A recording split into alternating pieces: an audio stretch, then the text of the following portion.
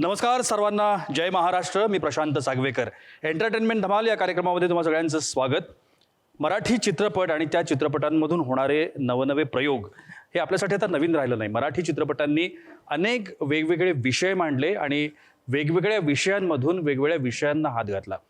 अनेक पद्धतीचे अनेक जॉनर्स आपण स्क्रीनवरती पाहत असतो आणि हेच मराठी चित्रपटांचं वैशिष्ट्य आपल्याला पाहायला लागेल.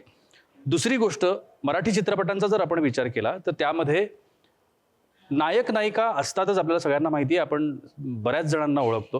मात्र चित्रपटाचं कथानक, चित्रपटाचा जॉनर हा नेहमी नायकाच्या भूमिकेत असतो मराठी चित्रपटांच्या बाबतीमध्ये.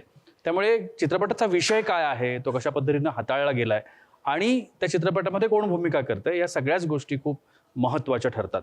सालबर्डी नावाचा एक चित्रपट आत्ताच येऊ घातलेला आहे आणि या चित्रपटाच्या निमित्तानं आज आपण चर्चा करणार आहोत. कारण माझ्यासोबत तुम्ही पाहताय सालबर्डी या चित्रपटाची टीम आत्ता आमच्या जय महाराष्ट्राच्या कार्यालयामध्ये आहे. सगळ्यांचं स्वागत पहिल्यांदा आणि सगळ्यांना सुरुवातीलाच शुभेच्छा चित्रपटासाठी. मी सुरुवात करेन, दिग्दर्शक रमेश चौधरी आपल्यासोबत आहेत. रमेश, ज्यावेळेला या चित्रपटासंदर्भात तुम्ही विचार करत होता, मुळात एक वेगळा जॉनर आहे, कारण सस्पेन्स थ्रिलर मराठीमध्ये काही प्रयोग करताना खूप रिस्क असते आणि ती रिस्क घ्यावी लागते, तर ते यशस्वी होतं असं आपल्याला म्हणायला हरकत नाही. काय होतं मनामध्ये नक्की आणि हा विषय तुमच्यापर्यंत कसा? सगळ्यात पहिले जय महाराष्ट्र एंटरटेनमेंट धमाल या ठिकाणी आज तुम्ही सालबर्डी आमच्या टीमला आमंत्रित केलं, त्याबद्दल मी चॅनलचे खूप आभार मानतो. Thank you very much. Marathi cinema commercial आणि मोठा होणं गरजेचं आहे. मुळात वेगवेगळे विषय घ्यायला खूप आवडतात, वेगवेगळे विषय हाताळायला आवडतात. मागचे सिनेमे बाबो, गुल्लर, पाणीपुरी ते सालबर्डी, आजूबाजूला घडणाऱ्या गोष्टी आणि चालू परिस्थितीवरती भाष्य करायला आणि त्या संदर्भात लिखाण करायला मला खूप आवडतं. आणि जे पाहिलं, जे बघितलं, महाराष्ट्रात कर्णीकांड किंवा काळी जादू, टोना याविषयी काहीतरी लिहावं, जेणेकरून मनोरंजनाबरोबर एखादा मुद्दा आपण समाजापर्यंत पोहोचू शकतो, त्या अनुषंगाने लिहिला गेलेला सिनेमा. आणि रिस्क का घेतली तर मला 100% पाठिंबा देणारे आमचे निर्माते आज या ठिकाणी आहेत. Anil Devde Patil sir, doctor Gajanan Jadhav sir.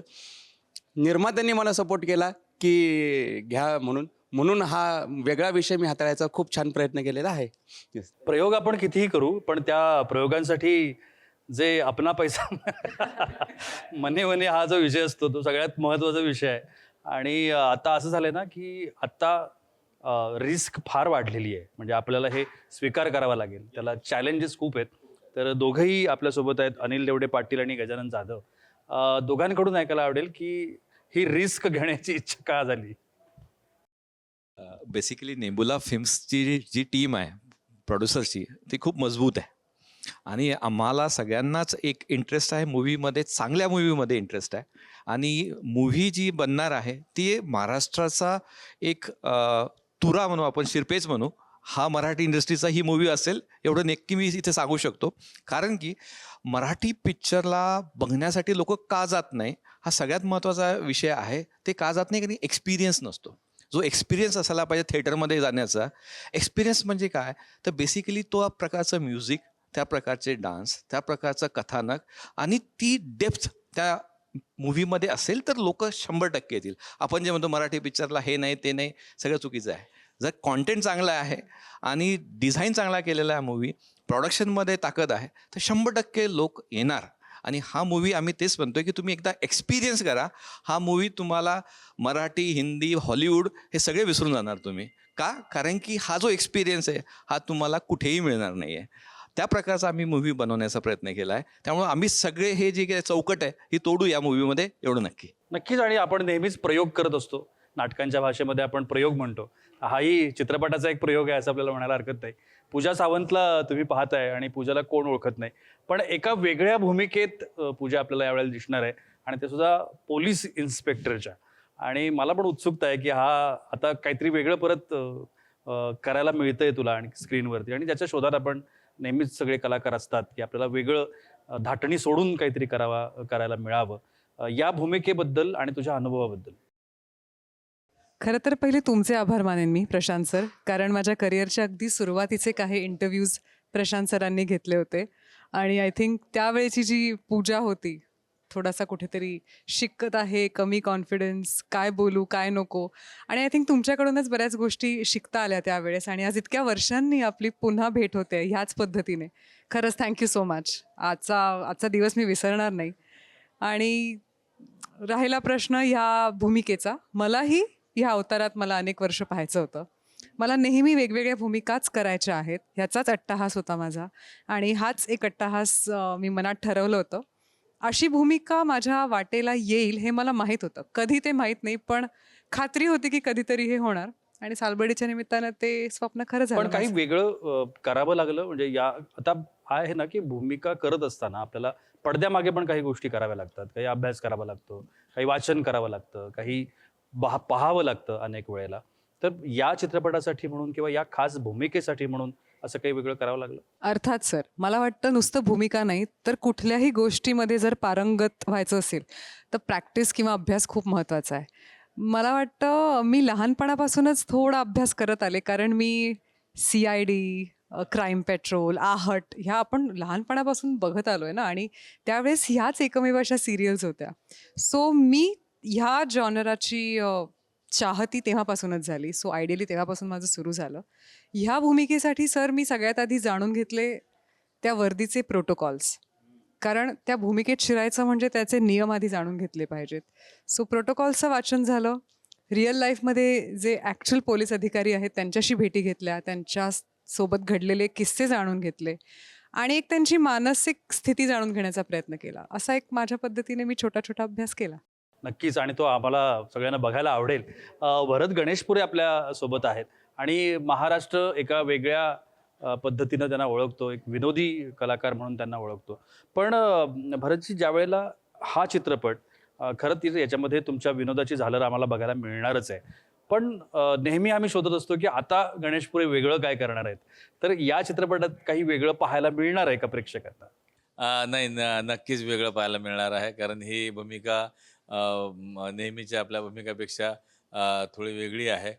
महत्त्वाचे म्हणजे जे काही घटना ह्या चित्रपटात दाखवल्या आहेत, ज्या काही घडत आहेत, त्या सगळ्या मी आमदार आहे त्या चित्रपटामध्ये. तर त्या आमच्या मतदारसंघात ह्या घटना घडतात आहे खरं तर. त्याच्यामुळे तो एक फार विनोदी एक न वाटता तो एक संयम साधणं फार गरजेचं होतं या भूमिकेसाठी. तर तसं तो दिग्दर्शकाला आवडला त्याच्यामुळे बहुतेक झालं असेल ते असं एक 100%. तर बऱ्याच बऱ्याच आपण कसं होतं की मॅक्सिमम आपण स्किटमध्ये काम करतो, बऱ्याच ह्याच्यात काम करतो. पण तिकडे कसं निव्वळ विनोद निर्मिती हा एक फंडा असतो.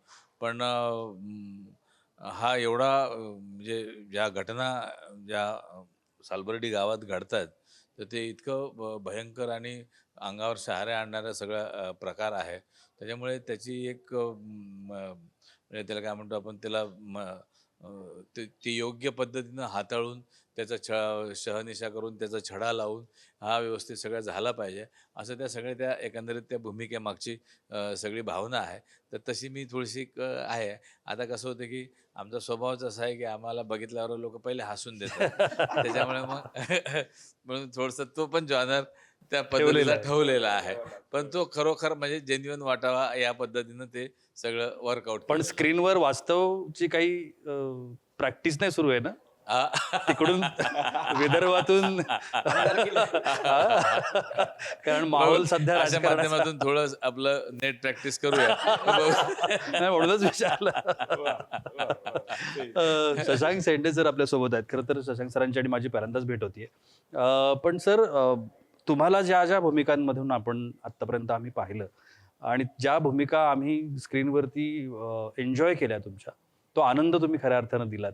या भूमिकेमध्ये वेगळं आणि तुमची जी प्रतिमा आहे स्क्रीनवरची ती तशीच राहणार आहे की पुन्हा एक वेगळा शशांक शेंडे सर आम्हाला दिसणार आहेत?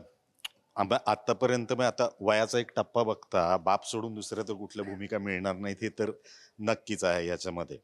रमेशकडनं ज्यावेळेला पहिल्यांदा स्क्रिप्ट ऐकलं मी त्यावेळेला, आणि ह्या जॉनरची फिल्म तशी कधी केलेली नव्हती मी आत्तापर्यंत, की म्हणजे सतत खेळवून ठेवणारी आहे तुम्हाला याच्यामध्ये.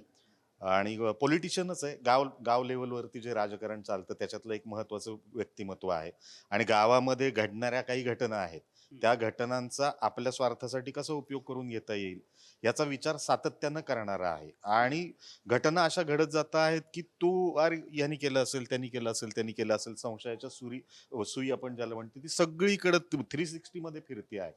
त्याच्यामध्ये अरे हा पण असू शकतो बरं का, तो पण असू शकतो बरं का. तर हे हे असू शकणं जे आहे ना, ते जास्तीत जास्त खरं वाटण्याचा करायचा प्रयत्न केलेला आहे त्याच्यात. नक्कीच. पण सर मी थोडासा वेगळ्या विषयाकडे, चित्रपटांना यश मिळणं हे आज याच्या घडीला तसं सोपं राहिलेलं नाही, आपल्याला सगळ्यांनाच माहिती आहे. त्यामुळे USP द्यावा लागतो बरोबर की आहे. तू का यावं चित्रपटगृहापर्यंत. कारण आता असं झालंय की अख्खं जग मोबाईलमध्ये सामावलेलं आहे बरोबर आहे. आणि ते सोडून चित्रपटगृहापर्यंत लोकांनी यावं आणि तो चित्रपट एन्जॉय करावा, असं आपल्याला काहीतरी शोधावं लागतं किंवा द्यावं लागतं. बरोबर. आता हे सत्य आहे आणि ते आपल्याला लपवून चालणार नाही नाही नाही, म्हणा किंवा स्वीकारलेलंच आहे सगळ्यांनी ते. तर पण यात असं काय आहे की प्रेक्षकांनी घरातून उठून प्रेक्षकगृहापर्यंत यावं आणि स्क्रीन एन्जॉय करावी.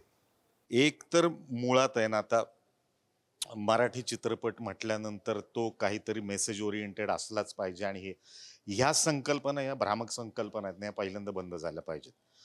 आम्ही चित्रपट बनवतो आहोत, आपण सगळेजण मिळून चित्रपट बनवतो आहोत आणि ते मनोरंजनाचं माध्यम आहे आणि ते मनोरंजनाचंच आहे माध्यम.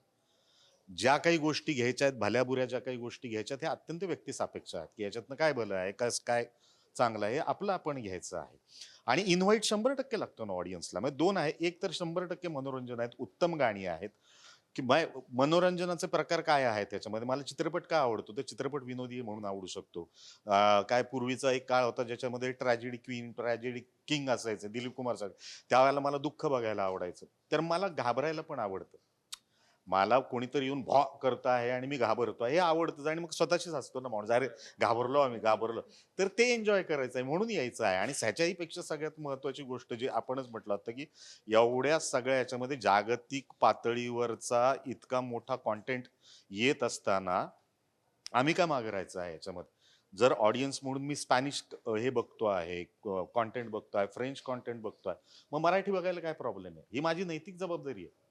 प्रेक्षक म्हणून ही माझी नैतिक जबाबदारी आहे की अभिजाततेचा दर्जा आम्हाला मिळालेला आहे आणि तो टिकून राहायला पाहिजे. आणि तो जर टिकून राहायचा असेल तर ती प्रोत्साहनातूनच तो टिकून राहणार आहे. नवीन लेखक त्याच्यातून निर्माण होणार आहे, नवीन अभिनेते त्याच्यातून. आणि मला असं वाटतं की ही नैतिक जबाबदारी आहे प्रत्येकाची की एक किमान थिएटर पर्यंत इतकी लोक प्रयत्न करतायत, थिएटरला येऊन ठरवा की हे बरं आहे, वाईट आहे, चांगलं आहे, तिथे येऊन ठरवा. कोणाच्या तरी सांगण्यावरती करू नका. नाही नाही ह्यांनी मला सांगितलं हे काय फारसं बरं नाही, नको, मी जाऊन ठरवतो, मला एक्सपिरियन्स घेऊ दे. आणि मनोरंजन आहे आणि जबाबदारी आहे आपली, म्हणून हा चित्रपट बघायला पाहिजे. नक्की खूप महत्वाचा मुद्दा. मला असं वाटतं की आपण नेहमी अनालिसिस करत असताना ना चित्रपटांच्या बाबतीमध्ये, आपण जसं सर आत्ता म्हणाले की याने असं लिहिलं, त्याने तसं लिहिलं, समीक्षण केलं जातं अनेकदा.